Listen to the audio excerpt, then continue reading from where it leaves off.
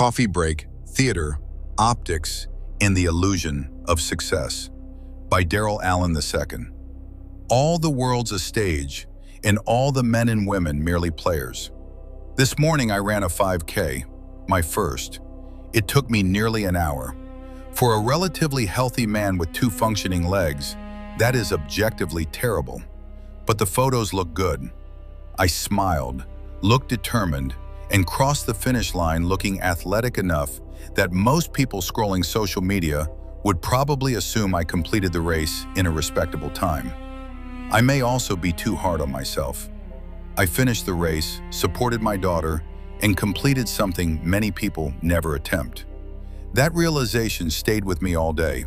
Increasingly, appearances matter more than reality. Performance matters less than presentation. Optics matter more than outcomes. The show itself becomes the achievement. After the race, I read an article on Politico arguing that Donald Trump's state visit to China produced few tangible results. Yet visually, the trip looked like a diplomatic success. There were children waving flags, military bands playing the American national anthem, senior Chinese officials greeting the president, carefully choreographed ceremonies, smiling photographs, and declarations about cooperation. The images projected stability.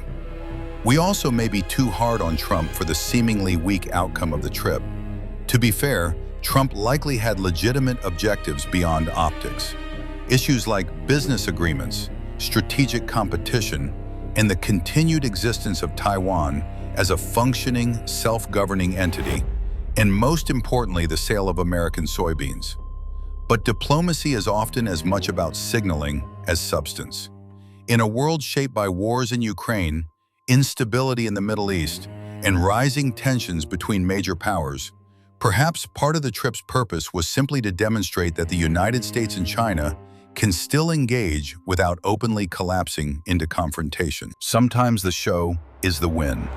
That thought stayed with me while reading the memoir Shake Hands with the Devil by Romeo Dallaire, his account of the United Nations mission in Rwanda before the genocide. It didn't take long for Dallaire to realize the mission was doomed before it truly began. Dallaire meticulously described in page after page an operation intentionally crippled by indifference. No one at the United Nations truly cared about the actual mission. The lack of supplies and the delays damn near hijacked the mission. He described having hundreds of troops arriving while having no kitchens, no food, and no place to billet them. It sounds unbelievable, but it was true. The mission looked functional on paper, but underneath the appearance was institutional decay. Dallaire also describes how the United Nations appeared more focused on presenting the Arusha Accords as a diplomatic success than preparing for the possibility that the peace could collapse. The atmosphere of peace and optimism, however, exploded in violence that same night. That sentence feels haunting in hindsight. The ceremony worked, the speeches worked, the photographs worked. Diplomats could point to the accords and claim progress. The United Nations could present itself as a successful broker of peace. But reality ignored the script. Dallaire repeatedly warned about extremist militias, hidden weapons caches, and organized violence. Yet when he attempted to take more aggressive action, he was blocked by UN leadership in New York. He recalled receiving orders connected to Kofi Annan's office, telling him to suspend plans to raid arms caches. Too much risk for poor Africans. Imagine the number of Rwandans who could have been saved if those caches were removed.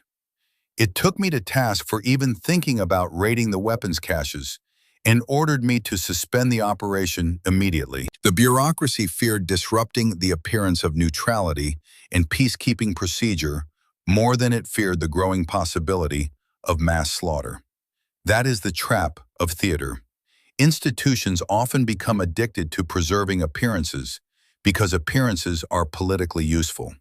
A successful-looking mission protects careers, reputations, budgets, elections, diplomatic narratives, and organizational legitimacy. Reality becomes secondary. We were no longer in a classic peacekeeping situation, But the UN continued treating Rwanda as a routine peacekeeping mission instead of a country rapidly moving toward hell. To be fair, this problem is not unique to the UN, nor to Trump, nor to Rwanda. It exists everywhere. Corporations release polished advertisements about innovation and workplace culture while quietly conducting layoffs and cutting benefits behind the scenes. Militaries produce colorful PowerPoint briefings showing readiness metrics, while some units struggle with maintenance backlogs, recruiting shortages, or aging equipment.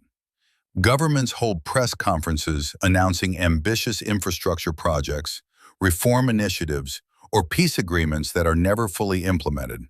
Social media users post carefully filtered vacation photos, gym selfies, and smiling family moments while privately dealing with stress, debt, loneliness, or depression. Even I participated in it today. I ran a terrible race, at least to me, but the photos I posted on Instagram looked strong enough to create the illusion of competence. Plus, the race was for my daughter. The difference is that in Rwanda, the consequences of theater were catastrophic. The UN mission became performative reassurance masking strategic paralysis.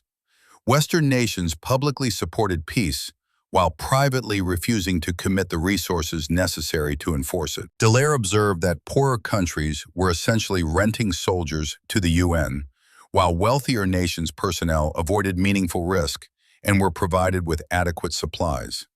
The Western soldiers were reasonably comfortable in the field, while the Third World soldiers were living in near destitution. The mission projected international unity, but underneath it lacked cohesion, urgency, genuine commitment, even toilet paper. Imagine that. Then reality arrived. The loss of over 800,000 people in roughly 90 days cut through the performance. That may be the enduring lesson from Rwanda. Theater can delay recognition of failure, but it cannot prevent failure itself. Eventually, reality forces its way onto the stage.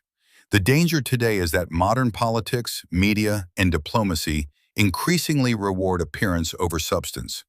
Viral imagery often matters more than measurable outcomes. Leaders understand that symbolic gestures can calm markets, reassure populations, and create narratives of stability even when underlying tensions remain unresolved.